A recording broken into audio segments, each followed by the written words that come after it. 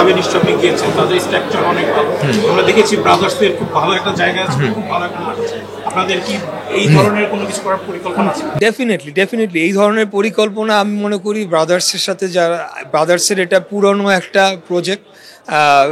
এইখানে আমাদের একটা মাঠ রয়েছে, সেই মাঠটিকে আমরা একটা স্ট্যান্ডার্ড মাঠ হিসেবে গড়ে তুলতে চাই, যে সেখানে কোনো আমরা ছোটোখাটো যাতে ম্যাচও যাতে হোস্ট করতে পারি সেরকম একটা জায়গায় নিয়ে যেতে চাই।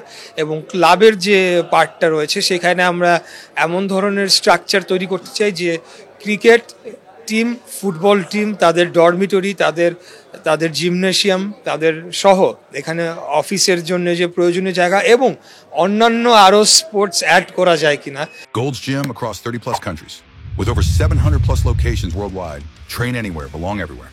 সেখানে আর্চারি আসতে পারে, সেখানে আপনার কাবাডি আসতে পারে, এই ধরনের যে স্পোর্টসগুলো রয়েছে। অর্থাৎ আমরা ওভারঅল একটা স্পোর্টিং ক্লাব, সব ধরনের খেলাতেই আমরা অংশগ্রহণ করতে চাই এবং আমাদের প্রাইমারি অবজেক্টিভ থাকে যে এলাকাটিতে আমাদের ক্লাব অবস্থান করছে সেখানকার যারা তরুণরা রয়েছে তাদেরকে আমরা যাতে খেলাধুলার সাথে যুক্ত করতে পারি এবং সেখান থেকে যাতে আন্তর্জাতিক মানের আমরা ক্রীড়াবিদ তৈরি করতে পারি। ব্রাদার্স ক্লাব থেকে উঠে এসেছে, ন্যাশনাল টিমে খেলছে, সেটা আমাদের জন্য গর্বের বিষয় হবে। এই ধরনের কাজ আমরা করতে চাই।